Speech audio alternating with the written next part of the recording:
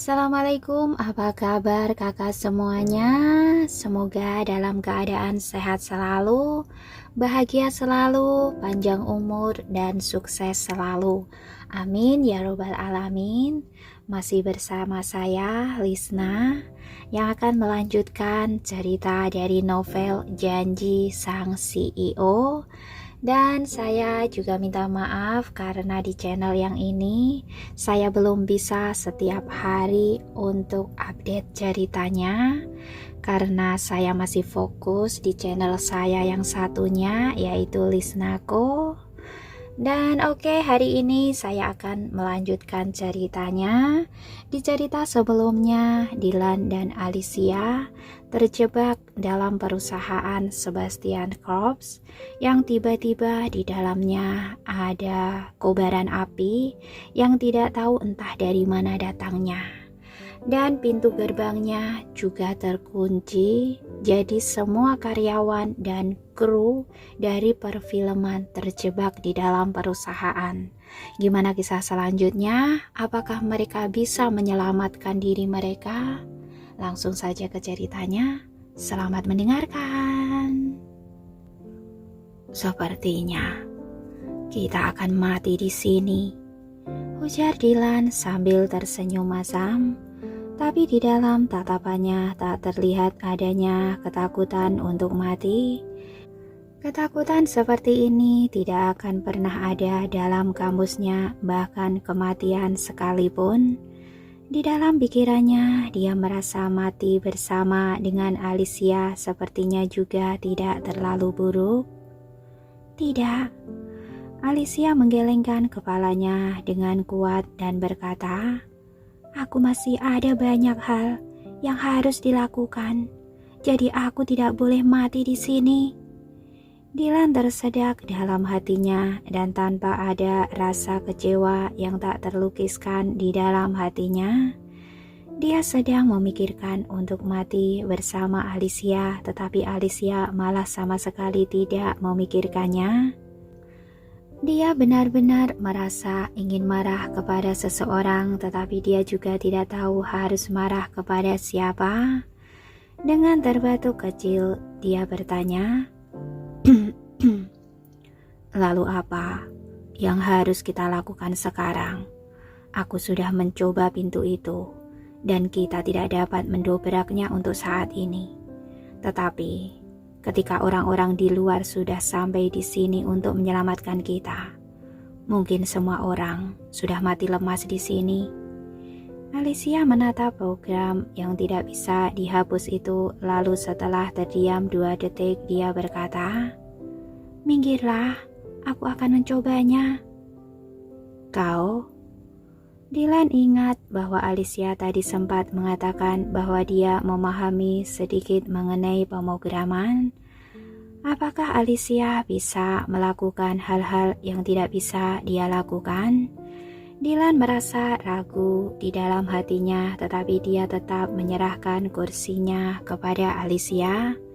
Sebenarnya di dalam pikirannya dia belum tahu apakah akan mempercayai Alicia atau tidak, tetapi tubuhnya secara refleks menariknya mundur dan membiarkan Alicia duduk di depan komputer yang mengendalikan smart door itu.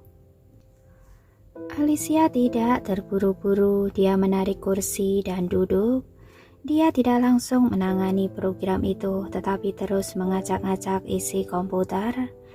Dylan melihat jari-jari Alicia yang mengoperasikan komputer dengan cepat.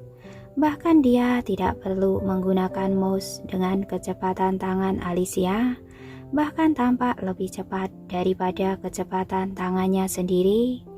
Dan kepercayaannya kepada Alicia tiba-tiba meningkat. Dia punya firasat bahwa mereka berdua mungkin tidak akan benar-benar mati di sini. Apalagi dengan kecepatan pengoperasian komputernya ini. Dylan menduga ucapan Alicia yang tadi mengatakan bahwa hanya memahami sedikit, sepertinya hanya untuk merendahkan diri saja. Ini sama seperti ketika Alicia mengatakan bahwa dia hanya mengerti sedikit mengenai akupuntur, Tetapi dia malah dengan cepat mengobati pria yang mereka tangkap itu dengan metode akupuntur yang luar biasa. Setelah beberapa menit, Alicia akhirnya menghentikan jarinya. Dylan melihatnya berhenti dan segera bertanya, "Apakah kau menemukan sesuatu?" Alicia menunjuk ke suatu tempat di file di atas layar komputer. Dia menyipitkan matanya yang indah dan berkata, "Masalahnya bukan program yang tidak bisa dihapus, tetapi program yang ada di sini telah dirusak. Pada awalnya, programnya bergantung pada komputer ini, tetapi programnya telah diubah. Kendali komputer dan terminal kontrol lainnya sudah dipindahkan ke tempat lain." "Di mana?" tanya Dylan dengan terburu-buru. Alicia menggelengkan kepalanya dan berkata, "Aku tidak tahu. Aku harus menerobos firewall dan menyerang terminal pihak lain untuk menentukan lokasi pihak lain dan menghapus program pengendalinya di terminal pihak lain itu." Ekspresi Dylan berubah menjadi serius. "Menyerang terminal pihak lain? Ini membutuhkan peretas yang sangat hebat untuk melakukannya. Kau bisa?" Alicia menarik nafas dalam-dalam dan berkata, "Aku tidak tahu bisa atau tidak, tetapi ini adalah satu-satunya cara. Kita harus mencobanya. Kalau tidak, aku khawatir kita semua akan mati di sini. Sedangkan bahan pintu itu tidak mungkin akan terbuka meskipun diledakkan dari luar." Ada tatapan dingin dan ketidakpastian yang jarang muncul di wajah Alicia. Dylan menatapnya lekat-lekat dan tepat ketika dia baru saja akan berbicara. Tiba-tiba terdengar suara yang keras lagi dari lantai atas. Bom! Itu adalah ledakan kedua dan posisi ledakannya tepat berada di atas kepala mereka. Sebuah lubang besar langsung muncul di atas langit-langit dan ada butiran api yang terjatuh ke bawah. "Hati-hati," seru Dylan tanpa sadar sambil melindungi kepala Alicia. Lengannya terkena butiran api itu dan daging di lengannya dengan cepat tercampur dengan darah dan abu sehingga lukanya tampak buram. Alicia terkejut dan dengan cepat meraih tangan Dylan untuk memeriksa lukanya. Tetapi sebelum Alicia bisa melihat dengan jelas, Dylan segera menarik lengannya kembali. "Kau..." Alicia baru saja hendak berbicara ketika Dylan yang langsung memotong ucapannya dan berkata, "Aku baik-baik saja. Kau teruskanlah. Tidak peduli berhasil atau tidak. Setidaknya kita akan tahu setelah kita mencobanya." Alicia merasa sangat khawatir, tetapi dia melirik komputer dan pada akhirnya dia tidak mengatakan apa-apa lagi. Dia menarik kursi lalu dengan tatapan yang dingin dia duduk kembali.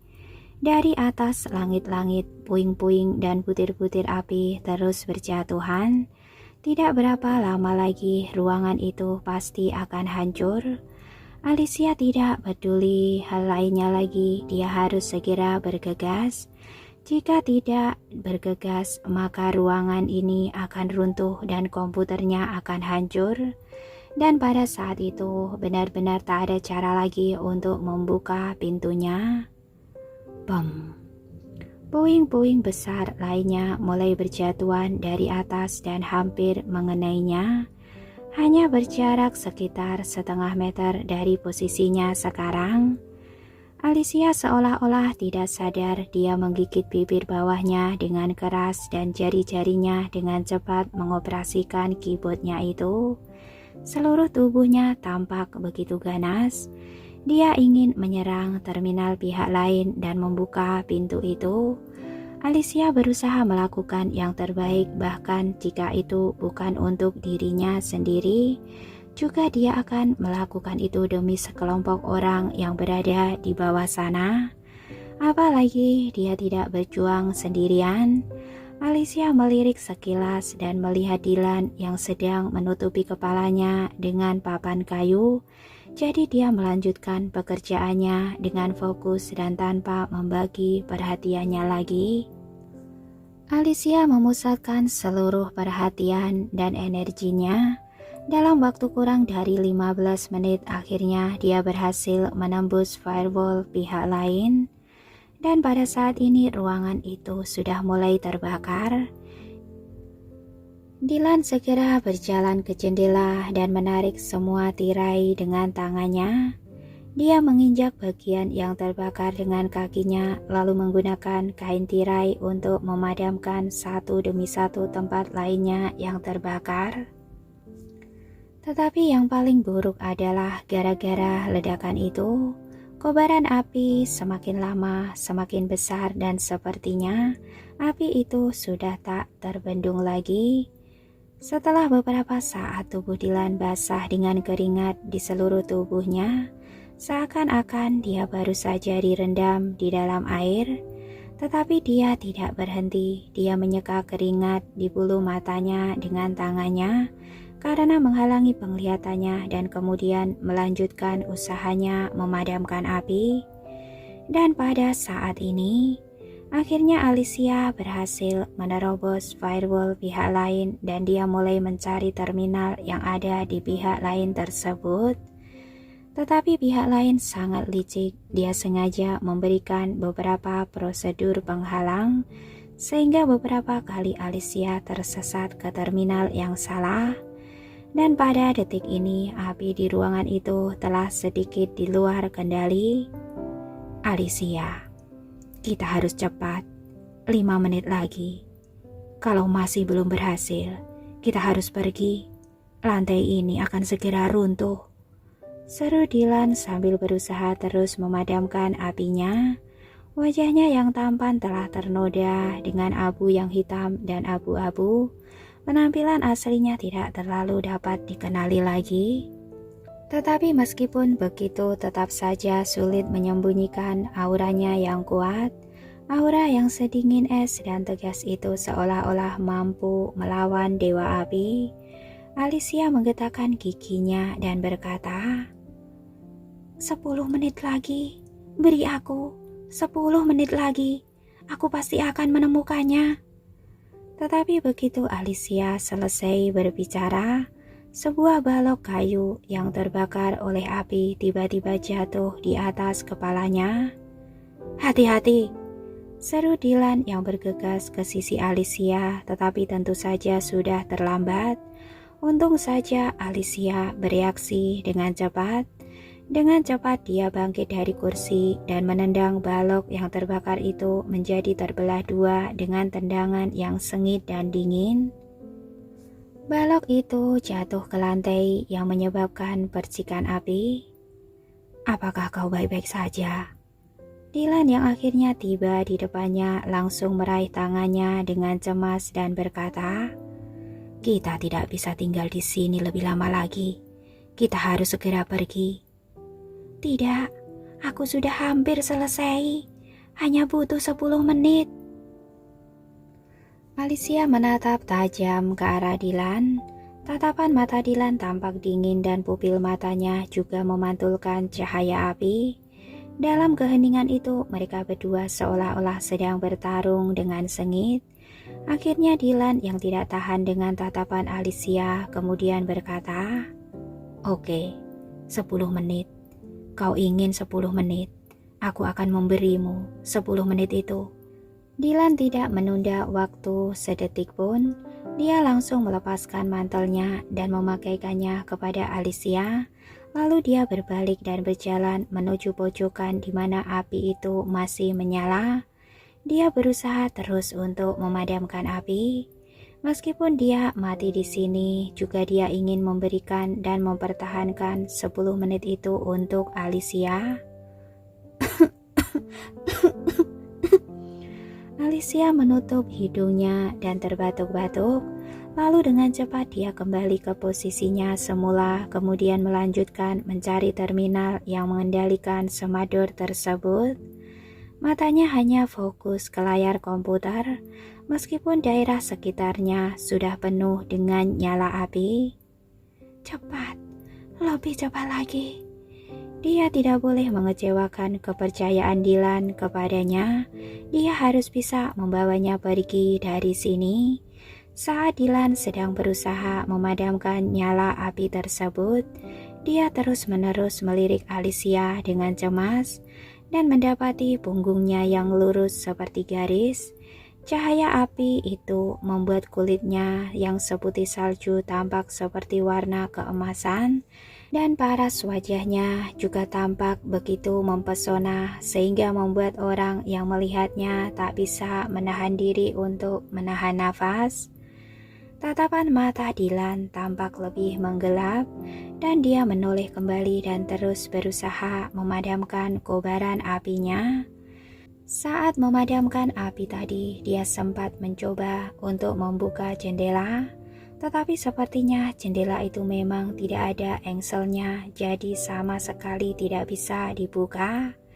Dan yang lebih parahnya lagi, semua bahan kaca di sini sama dengan bahan pintu gerbang itu, tidak bisa dibakar ataupun dirusak. Tampaknya dalang yang ingin membunuhnya itu sudah merencanakan semuanya. Dylan telah ditipu beberapa kali oleh orang itu, dan dia tahu bagaimana bahayanya orang tersebut. Tetapi dia tidak pernah mengira bahwa orang itu akan begitu kejam sehingga tega membiarkan begitu banyak orang untuk dikubur bersamanya. Ini sangat tidak berperi kemanusiaan. Pantai Glass Beach, pulau pribadi yang hanya ada salju sepanjang tahunnya. Pria bangsawan itu mengenakan mantel rubah berwarna perak dan duduk sejenak di ruangan yang remang-remang sambil menatap kayu bakar yang terbakar di perapian itu. Jari-jarinya yang ramping mengambil kayu bakar kering dan melemparkannya dengan tepat ke dalam perapian. Bakar, bakarlah lebih besar lagi. Pria itu mengangkat bibirnya yang tipis dengan canggung. Rahangnya yang tajam tampak jelas dari samping, dan pada saat ini tiba-tiba pintu didorong terbuka. Keheningannya terganggu, si pria itu mengerutkan keningnya dengan tidak senang dan melihat ke arah pintu. Tidak ada lampu yang dinyalakan di dalam rumah itu. Lampu di luar juga hanya dapat menerangi bagian bawah wajahnya saja. Dan jika ada orang yang bisa melihat bagian bawah wajahnya itu, pasti akan sangat mengejutkan siapa saja yang melihatnya. "Ada apa?" tanya pria itu dengan logat Inggris yang tidak terlalu baik. Orang yang mendorong pintu itu dengan terengah-engah menjawab, "Akhirnya, aku menemukanmu. Aku sudah bilang, kau pasti akan berada di rumah tua ini." Si Jack itu bersikeras mengatakan bahwa kau sudah pergi berburu dengan beberapa serigala, membuatku begitu lama baru bisa menemukan. Pria itu dengan tidak sabar mengetuk lantai dengan jari-jari kakinya dan berkata, "Katakan inti masalahnya." "Oh iya," pria itu menepuk kepalanya sendiri dan berkata, "Jack meminta Anda untuk cepat datang. Dia mengatakan bahwa server telah diserang dan IP si penyusup itu berasal dari gedung Sebastian Corps di Cina, tempat kita menyiapkan jebakan." Pria itu segera bangkit dan sebelum orang itu sempat bereaksi, dia hanya merasakan hembusan angin yang lewat dan orang itu tak bisa lagi melihat bayangannya. Hanya serangkaian jejak kaki terburu-buru saja yang terlihat tercetak di atas salju itu. "Duke, tunggu aku," ujar orang itu lalu dengan cepat memakai topinya dan mengejarnya. Beberapa menit kemudian si pria bangsawan itu datang ke kastil yang bergaya arsitektur abad pertengahan itu. Lalu dia langsung pergi ke ruang bawah tanahnya dan masuk ke ruangan yang terletak paling dalam di tempat itu. Begitu dia masuk, si pria bangsawan itu mencium aroma mie instan yang kuat. Si pria bangsawan itu menurunkan matanya dan melihat mie instan yang tergeletak di lantai, serta seorang pria rambut pirang yang seluruh tubuhnya penuh dengan sisa-sisa mie instan, tetapi tidak sempat membersihkannya.